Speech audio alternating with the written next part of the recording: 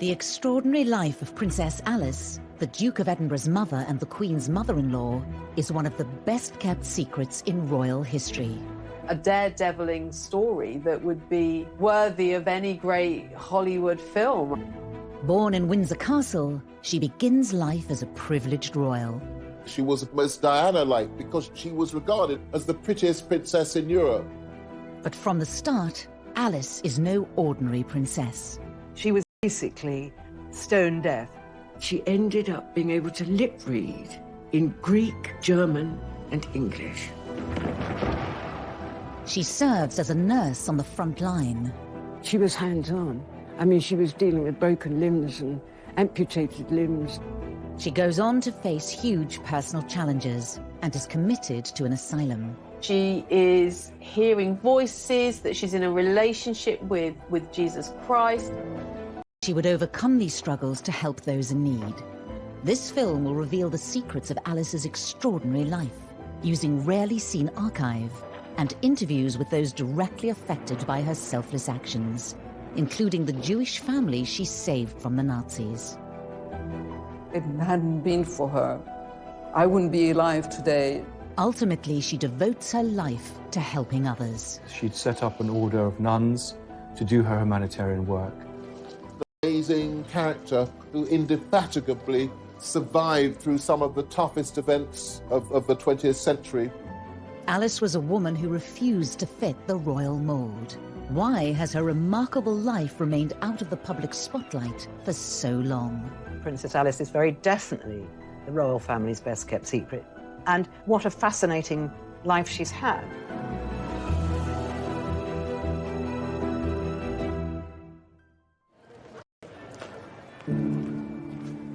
On a winter's day in December 1969, London goes about its business largely unaware of the sadness within the walls of Buckingham Palace.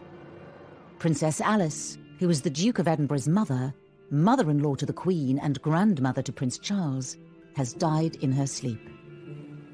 Reporting of Alice's death is minimal. It makes just the 4th item in the night's news. The BBC announcement read, "The Duke of Edinburgh's mother, Princess Andrew of Greece, died today at Buckingham Palace. The princess, who was 84, had been in poor health for some time. Princess Andrew, or Princess Alice, her own name, was the daughter of Prince Louis of Battenberg." It's a very unremarkable announcement.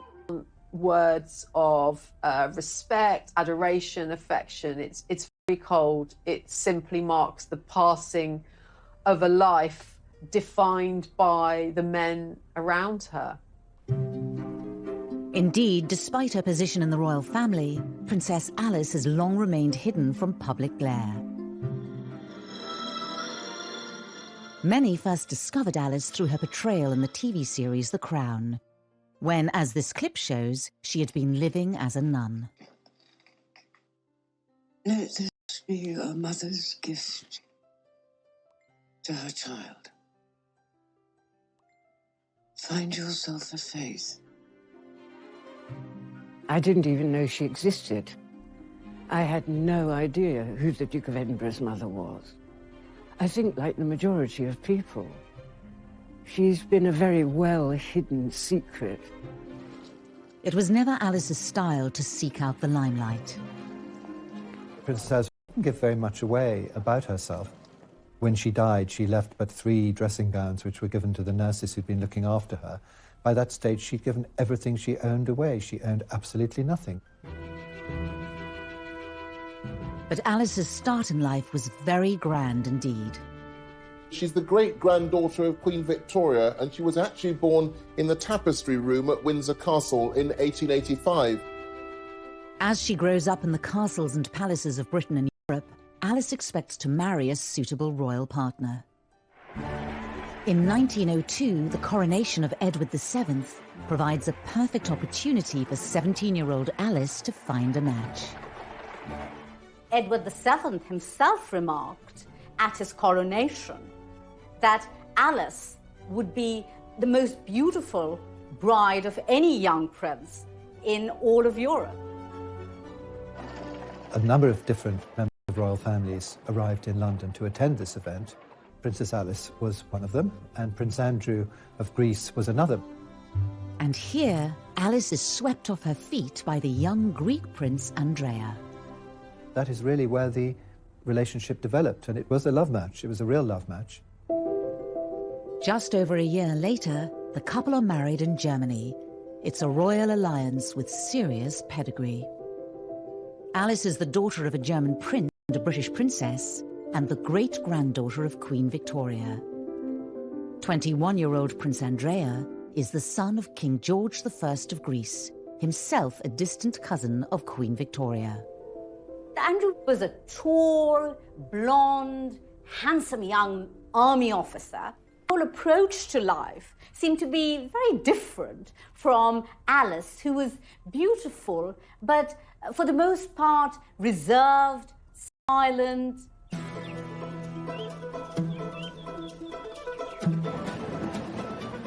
The newlyweds head for Athens in 1904 to start their married lives together at the Royal Palace. It's a dramatic change from Alice's life so far.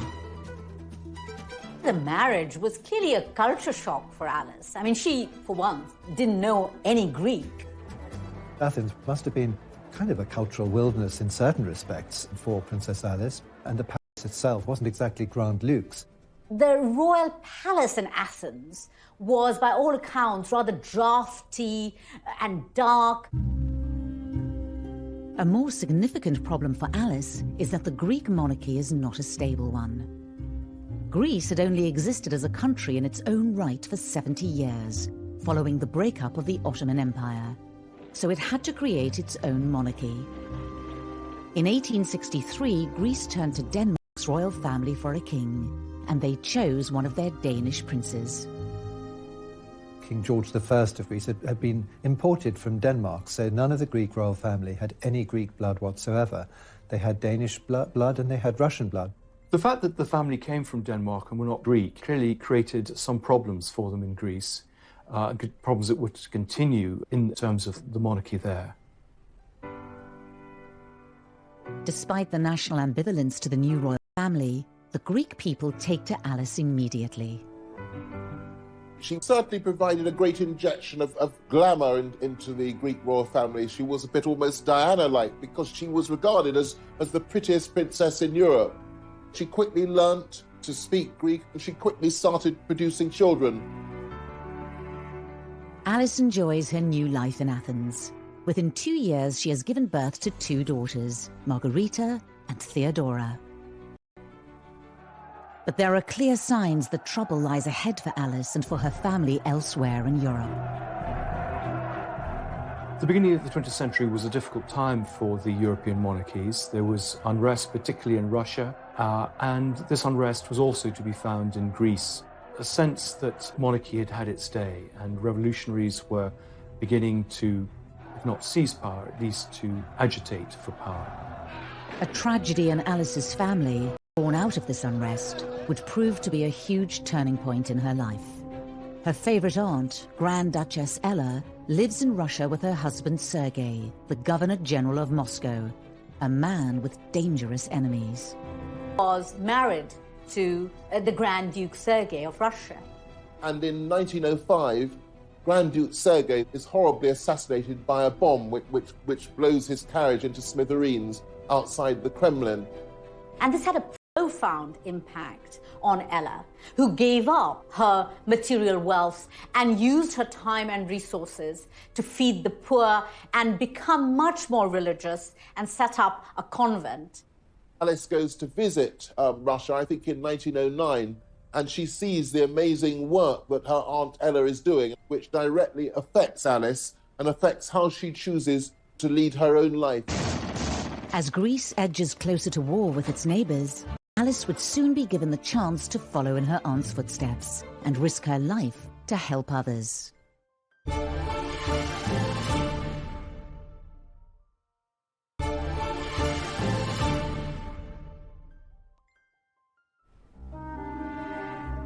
By 1912, Alice has been living as a Greek princess for 8 years. She and Andrea now have 3 daughters. Cecile was born in 1911. However, their lives are set for a dramatic change as Greece goes to war in a bid to seize new lands. There was a particular war in 1912, the First Balkan War. The Ottoman Empire, which had been so dominant in the Balkans for hundreds of years, was crumbling. So Greece was wanting to expand north and eastwards, taking over some of the Ottoman territories, which historically had many Greek occupants. And the Greek royal family are absolutely at the centre of this because Andrea is a military officer, so he's on the front. As her husband heads off to the battlefield, Alice takes the bold decision to leave her 3 children behind and follow him to the front line. Alice felt that she needed to do something for her adopted people. She goes to the front lines and works as a nurse. As the Greek forces advance, she sees that there are a huge number of victims, both civilian and military. She commandeers buildings, she organises nurses and doctors. She has an amazing role in that Greek war effort in the Balkan Wars in 1912. Alice immediately threw herself into the whole business of sort of creating field hospitals, taking part in operations. For a young woman in her 20s with no medical training, she shows great grit and innovative sense. Alice doesn't restrict herself to just setting up the hospitals. She was hands-on. I mean, she was dealing with broken limbs and amputated limbs. In a series of letters that easily detail that the corridors were running with blood and people were minus arms, minus legs, and Alice was having to deal with all this, but she wanted to deal with it because the calling from her was that she was helping, and she really was helping. Very early on, we see that she doesn't conform in the way that's expected of her, and she does the things that she feels are important and thinks of others before herself. It's a very, very different sort of world to the world she's been brought up in, and earns her enormous respect from those around her. Alice has yet again proven that she can overcome great personal challenges in her life. As a child, it was realised all was not well. She was a very bright young girl, but at first her learning was slow because she had this problem, first of all undiagnosed and then later diagnosed as deafness. Her mother believed in a kind of tough love and had a sort of let's get on with it kind of attitude and didn't treat Alice any differently from her other children. And let her learn how to lip read and let her fight her own battles rather than mollycoddle her. Alice rose to the challenge and became a skilled lip reader. She lip read in German and English, which were her first languages, and later on in Greek and French. So Alice had this very severe disability, which she overcame, but that must have had quite an influence on her personality. 3 years after the end of the Balkan Wars, Alice finds herself in the midst of another war zone. At the outset of World War I in 1914, Greece takes a neutral position. But 2 years later, it has been drawn into the conflict. Of course, the First World War is regarded as the war to end all wars, and it's easy to forget about the terrible suffering in Athens at that time. Athens is bombed by the Allies, and typically Alice, then she has to start helping again. December 1916, there's terrible malnutrition, and so what does Alice do? She joins in setting up soup kitchens, in just trying to get food to the people of Athens in the dark heart of the First World War. As Greece finally joins the Allied forces, the tide turns against the royal family. There was the rise of a Republican movement in Greece during the First World War. They targeted the monarchy as being foreigners, as being parasites on the system, as not belonging to Greece and not being Greek. Fourth baby daughter are forced into exile in Switzerland with most of the Greek royal family. This is the first time that Alice gets a taste of what it is to be a Greek royal. Alice had no sense of when she would be returning to Greece and indeed what life was going to be like for her over the next few months. And, they weren't luxurious months. As she adjusts to life in exile, Alice receives news of an appalling family tragedy during the Russian Revolution. The Russian royal family, including Alice's favorite Aunt Ella, was caught up in the civil war. And in July 1918, Aunt Ella, along with several other members of the Russian royal family, were driven by the Bolsheviks to the Urals. Ella and 5 male members of her family were taken by the revolutionaries to this disused mineshaft. They were thrown down, and then rocks and stones were thrown on top of them, and a grenade, which obviously killed them. But until that moment of their death, they were stoic, and they were singing psalms and saying prayers. Alice is grief-stricken, of course, but she's even more admiring of the strength of courage and will. Relief and respite finally comes to Alice in 1920, when the exiled king is restored to the throne in Greece. In this rare piece of footage of them together, Alice and Andrea are now back in the land they call home. Andrea and Alice and their 4 daughters by this time, they spent most of their time on the island of Corfu at a villa called Mon Repos. And that's where Alice and the 4 girls and their servants and their British nanny, Miss Roos, are living in 1921, when at last the beloved 5th child and longed-for son is born. The arrival of Prince Philip, Philippos Andreou as he was called, completes Alice and Andrea's family. But they would not have much time to enjoy life with their new baby. Greece is once again looking to take land from Turkey in their on-off conflict. Andrea is now a major general in the army. And when the Greeks suffer a humiliating defeat and are sent packing by the Turks, the royal family is back in the firing line. Andrea is a scapegoat for the dramatic defeat of the Greek forces.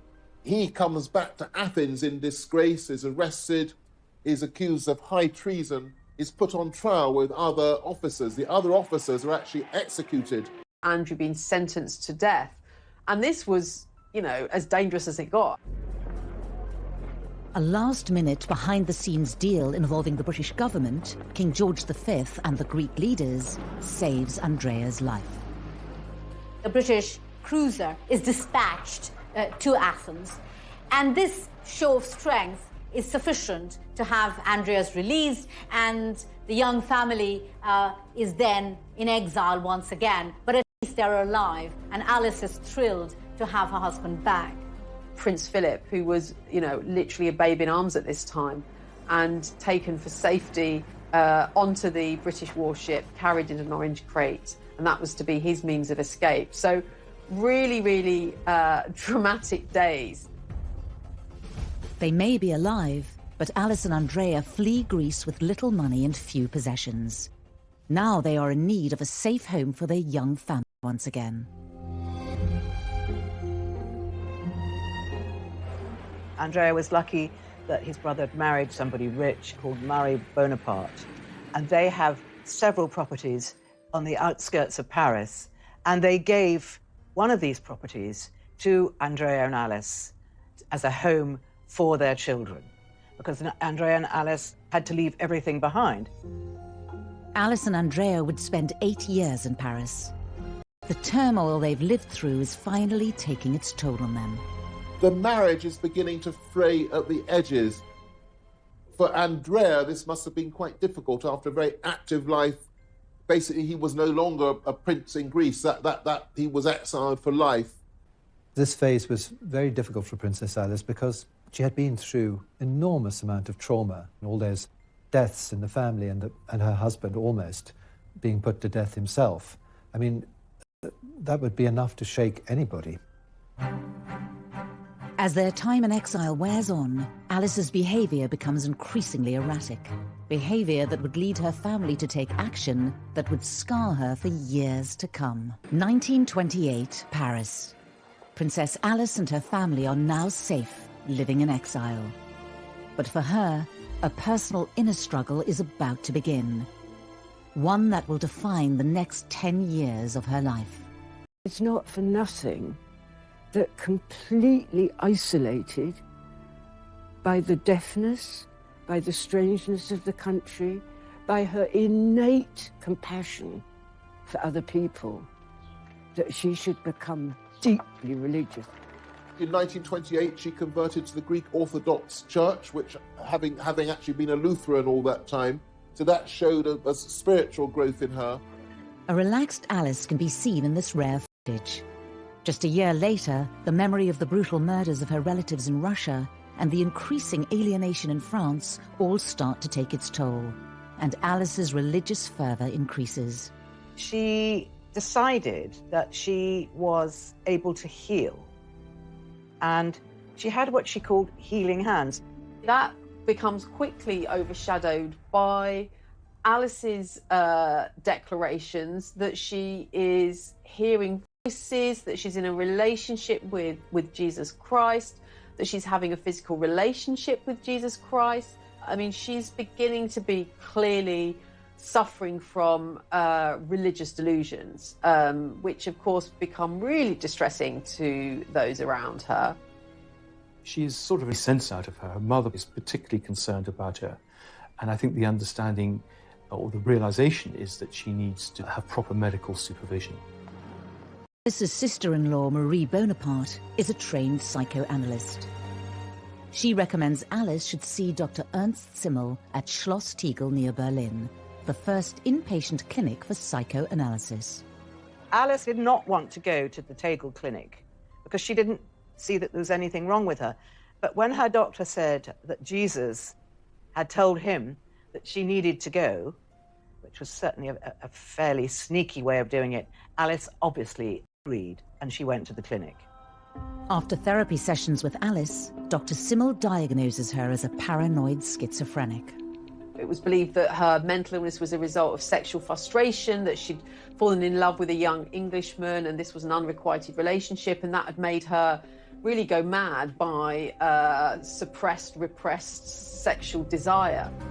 And in another twist to Alice's story, Dr. Simmel takes her case to his colleague, the founder of psychoanalysis, Dr. Sigmund Freud. Now, at that point, Freud suggests what is probably the most shocking or the most bizarre, the most puzzling recommendation in the history of psychoanalysis. He suggests to Simmel that Princess Alice's ovaries should be exposed to high-intensity X-rays. The first time I read this, I just couldn't believe what I read, because it hardly counts as a psycholytic intervention. Freud suggests the medical procedure rather than therapy, as he thought it would, in his words, rejuvenate Princess Alice. But the results are devastating. Because the exposure of the ovaries to high-intensity X-rays would effectively mean, to use a strong word, that Princess Alice would be castrated, that her menopause would be accelerated and so would be rendered sterile. Alice's ovaries are X-rayed, but it does nothing to improve her state of mind. Alice was maintaining throughout this period that there was nothing wrong with her. She didn't want to be at the clinic. Nevertheless, she was forced to undertake some of this treatment against her will. She stayed there from February to April, when she discharged herself. Alice's suffering doesn't stop there.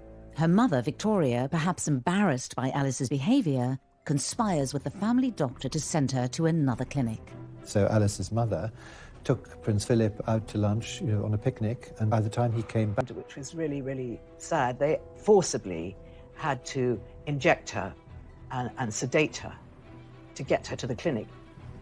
What was done then was effectively in breach of every convention of civil rights. She was admitted by force on the instructions of her mother and against her will to a psychiatric institution.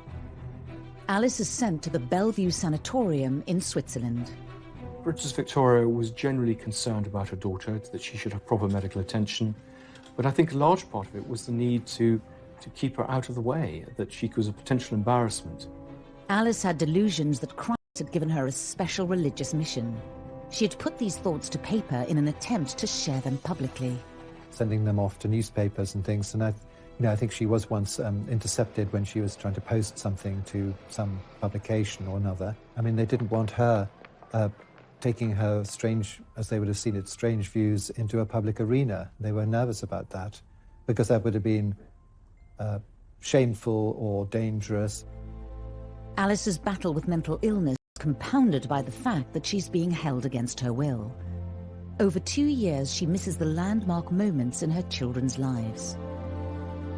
She didn't attend the weddings of any of her 4 daughters, and that must have been a matter of great regret and unhappiness for her.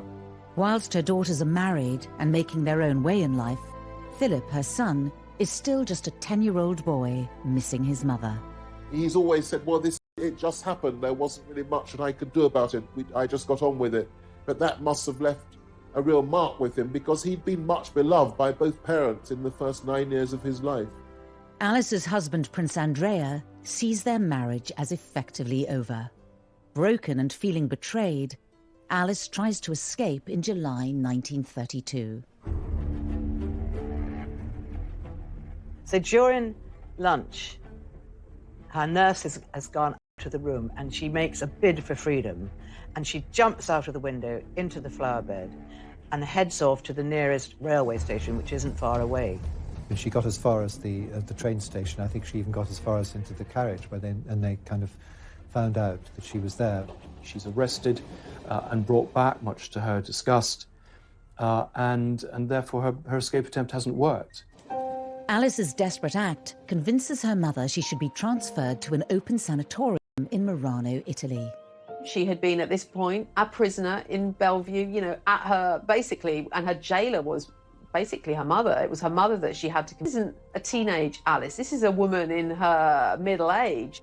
No longer institutionalized, in autumn 1932, Alice faces the biggest challenge of her life. At the age of 47, could she recover from her ordeal and regain her sanity? She begins by choosing to distance herself from family life and from royalty.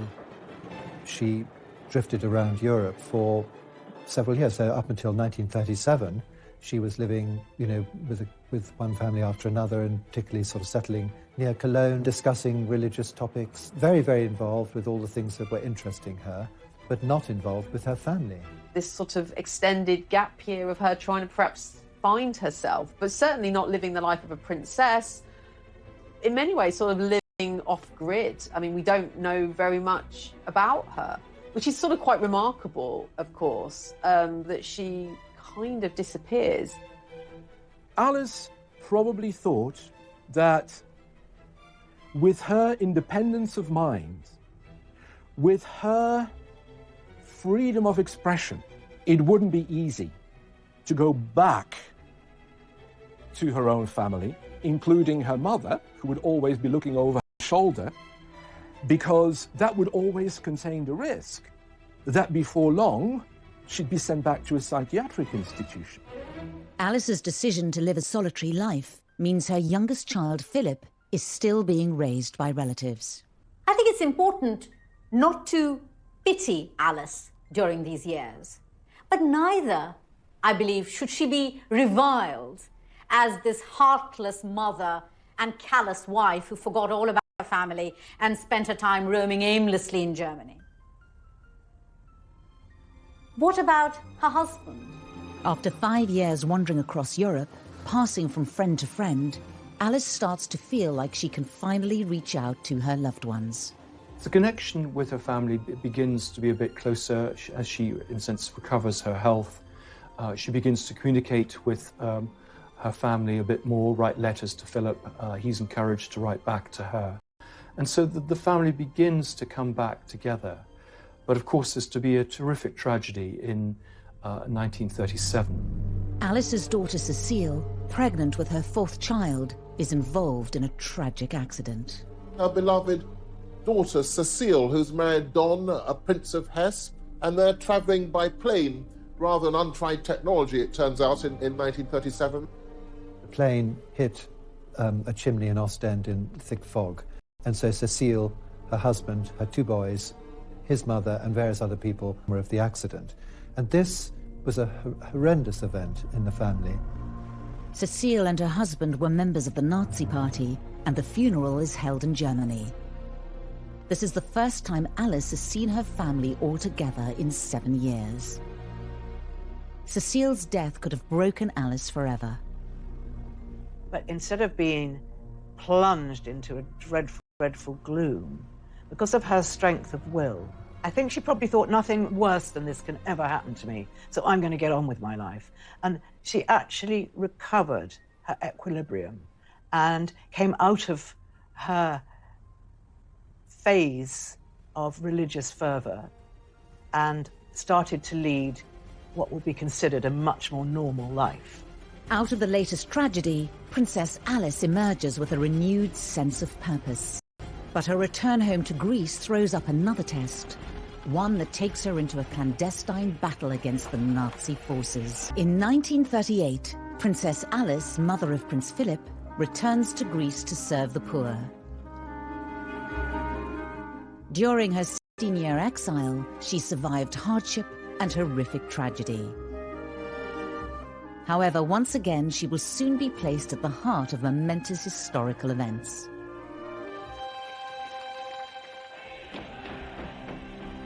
The onset of World War II requires her to draw on her reserves of courage and bravery.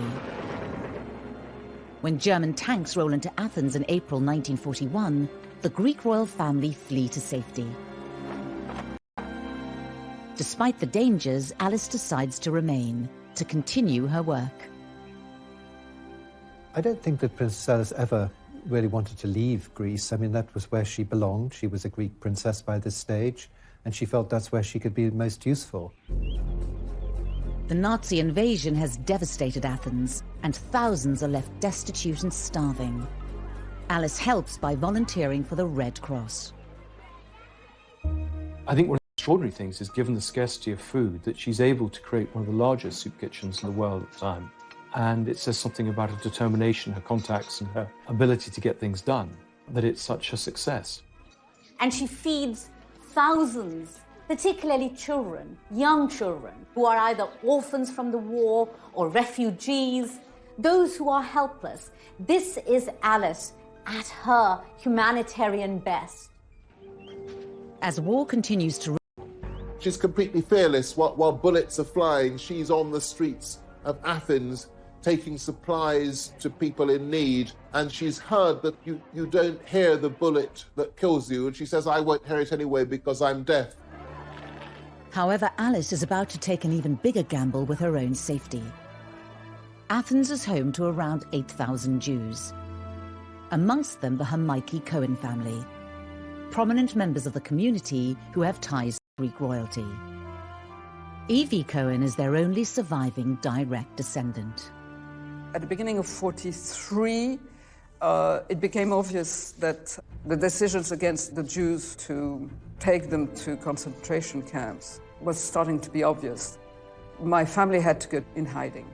Evie's father, Alfred, decides the family's best hope of refuge lies with Princess Alice. Now he must find a way to contact her. By an extraordinary coincidence, a chance encounter with her lady-in-waiting results in a message getting to Alice. I'm going to read out part of the text my father had written about this part of the story. For us, it was an absolute miracle. In short, that lady immediately went to see the princess, and an hour later, we were informed that the Princess Alice would be more than happy to take in my mother and sister. I think it was Alice taking an enormous risk, because she may have faced a firing squad because she had harbored the Jewish family. It was an enormous risk. When the German generals came round looking for any Jews, and perhaps having been tipped off that perhaps there were Jews being sheltered by Princess Alice, she said simply, I can't understand, I don't know what you're talking about. And they just thought she was a silly woman and left her in peace. which is just as well, because if she'd been caught, she would have been in serious trouble. People were being executed for looking after Jewish families, but Alice had no fear. Her faith was her shield.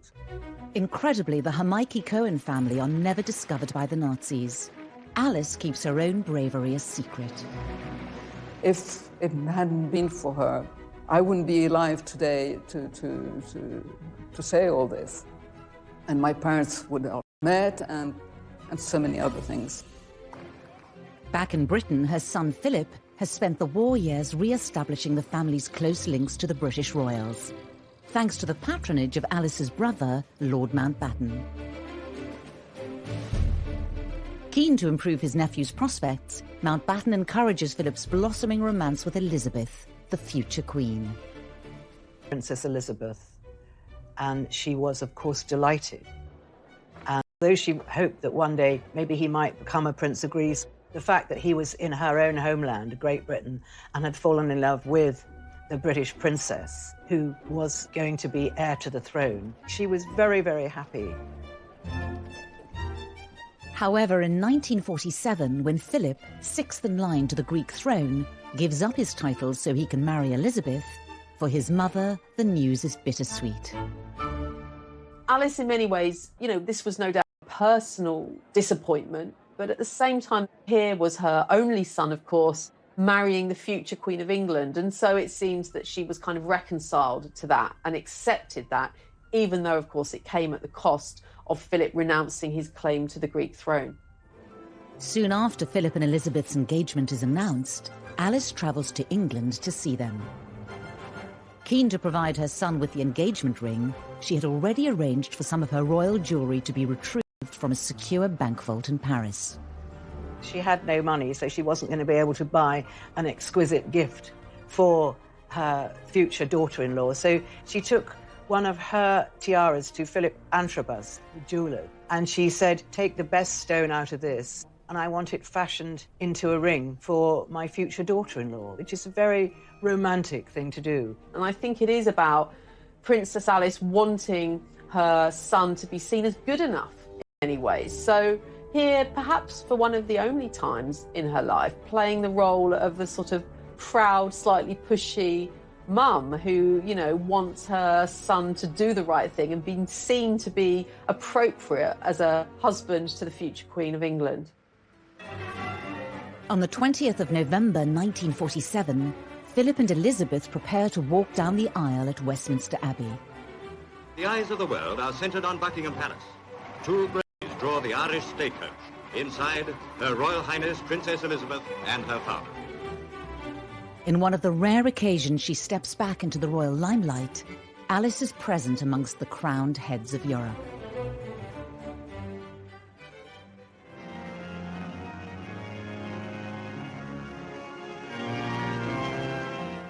And now they are man and wife. It was, for the British people, a wonderful celebration for the horrors of the war. It was a joyous occasion, and Alice was very, very moved to see her son so happy. In the official wedding photograph, Alice can be seen standing next to the Queen's grandmother, Queen Mary. Her life has come full circle at the age of 62. There she is. It's been a moment of great pride for her that lovely Lilibet was marrying her marvellous son, Philip, and it was a new beginning. Over 40 years since she first left England, when Prince Charles was born the following year, Alice is firmly back in the bosom of the royal family. Philip and Elizabeth have their first child, Prince Charles, and Alice is absolutely delighted. She's thrilled. She's very much included as part of the family. After their years of separation, Philip wants his mother to stay in England. But ever the individual, she shuns royal life and beats her own path, sticking to her charity work in Greece. I think that after Prince Philip had married Princess Elizabeth, she felt that to some extent she could then do what she liked. Her daughters were all married and they had families of their own, and he now had a family of his own. So she fulfilled this long-held wish to found a nursing sisterhood. Despite not taking formal vows herself, in January 1949, Alice founds a nursing order of Greek Orthodox nuns on the island of Tinos. She is now able to do what she had long wanted to, that is to follow in the footsteps of her beloved Aunt Ella, who had set up an institution of nuns dedicated to service, to serving the community, not shut up in a distant cloister, but living amongst the people, those whom she could help. And Alice wanted to do the same. And I think this is what motivated her, finally, to set up her sisterhood. Alice is at last fulfilling what she sees as her life's mission. While she has now re-established her links to the British royal family, when she attends Elizabeth's coronation in 1953, as this rare footage shows, her choice of dress signifies both her status and her dedication to her charitable work. Princess Alice of Greece, mother of the Duke of Edinburgh, wears the dove-grey habit of her religious order. People are surprised to see her dressed in her nun's outfit. But this is no ordinary nun's outfit. This outfit was made by the couture house Balmain in Paris. So she is a nun, but she's a very stylish nun. There she was, walking through Westminster Abbey behind the royal party, alone in her grey nun's habit. Really quite odd. And I think it's quite telling of the way in which she was dismissed, really, throughout her life as being a bit odd, a bit mad, a bit of an eccentric, and not somebody who could be easily embraced within the royal family. Once again to continue her charity work. But despite her royal connections, her religious order is running out of money. For Alice, who had no real funding behind her apart from what she could raise herself and she could raise from her family, the sisterhood desperately needed funding and started to fail. But she knew she couldn't keep it going forever because, unlike Aunt Ella, she didn't have personal wealth to keep something like this going, and it was just running down, sadly, for her. The end of Alice's dream finally comes in 1967. After a military coup, King Constantine II has to flee Athens. The whole Greek monarchy are potentially in danger. Once again, the position of the Greek royal family becomes very threatened and precarious, and so it's seen that right now, really, Alice has really come to the end of the road in Greece. She needs to be rescued. She simply can't stay there. It's not safe for her to stay there. When Queen Elizabeth hears about her mother-in-law's fate, action is taken and she's flown back to Britain. The moment Alice arrives at Buckingham Palace, vividly dramatised in Series 3 of The Crown. She arrived in one of the Queen's Rolls Royces in her overcoat. It was July, and all the windows had to be shut. She knows Buckingham Palace. It's not the first time she'd been there. But she's just aghast at the money and the space. Your Royal Highness. Thank you. Please, this way. She's put in one of the maids' rooms at the top, which she doesn't mind. It's the most palatial room she's had in years. She was very unsettled to begin with and complained and made a fuss. But eventually, she realised how lucky she was. She made friends in the way that she always made friends, and she settled down, and she was very happy. After being forcibly separated from her son Philip when he was just a child, he and Alice are finally making up for lost time. Philip had been effectively abandoned at the time where his mother was put in a sanatorium. So one can imagine these were an opportunity for mother and son to get acquainted with each other and to reflect on her life and perhaps the legacy and the influence that she might have had and have on Prince Philip. Alice has finally found safety and stability in Britain after decades of selfless devotion to others. But her bravery during the war wouldn't receive the recognition it deserved until many years.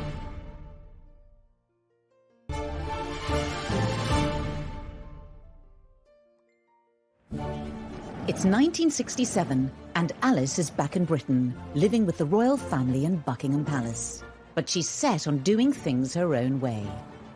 We know that she liked smoke, that she smoked woodbines, and so courtiers would know that she was coming before they saw her by the smell and the smoke of her cigarettes. And of course, she would also move around in her nun's habit. So a very odd spectacle by all accounts. Princess Alice couldn't have been more different than the Queen Mother, who was the other grandmum, and who was, you know, a wonderful self-publicist, going out and doing all her duties. Alice was the very opposite to that. You know, there she was smoking in her nun's outfit. But the children liked her. Prince Charles really liked his grandmother. She used to tell him tales about Queen Victoria, which he loved to hear. After 2 years of getting closer to her son and his family, Alice starts to become infirm. On the 5th of December 1969, aged 84, she dies peacefully in her sleep. Her death was really announced without any great fanfare. Certainly when we compare the public affection towards the Queen Mother, Princess Alice has a very different position in the nation's affections. Really, people didn't really know her. They still don't really know much about her. The funeral itself was a relatively small affair. I suppose in keeping with Alice's own life, which always emphasized service rather than status. Prince Philip, he said what an extraordinary thing it was that she had been born in Windsor Castle, and after a difficult life of wars and tragedies and separations and living in different lands, she had come back to Windsor Castle again.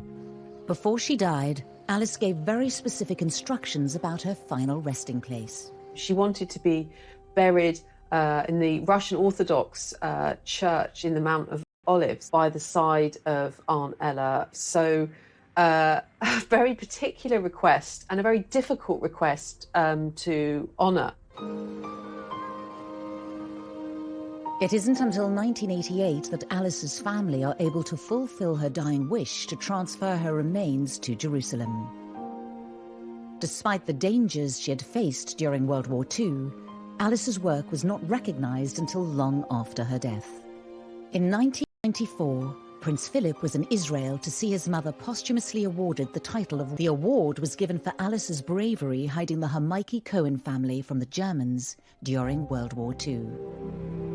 She was a person with a deep religious faith, and she would have considered it to be perfectly natural human reaction to fellow beings in distress.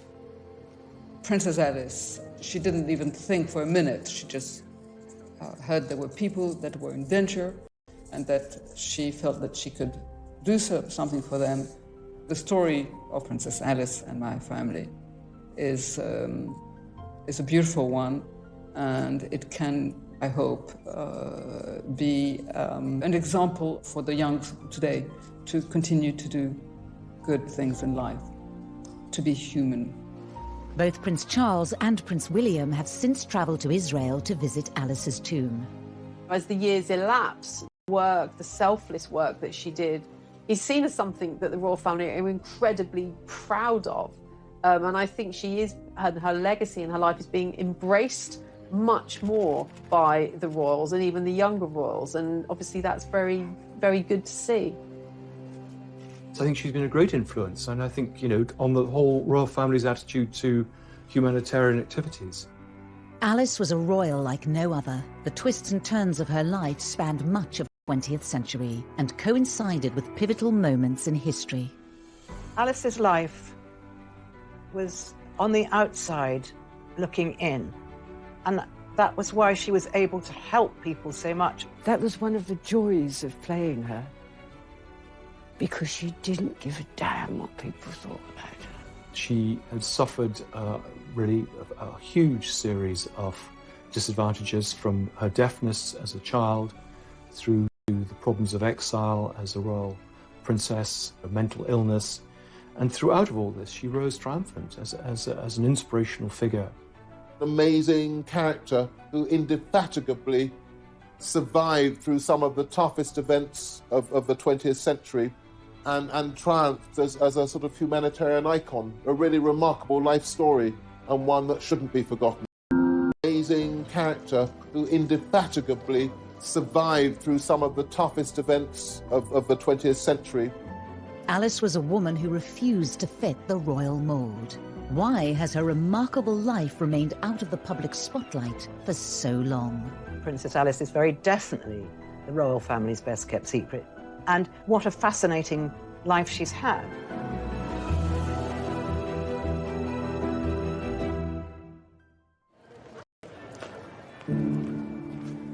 On a winter's day in December 1969, London goes about its business largely unaware of the sadness within the walls of Buckingham Palace.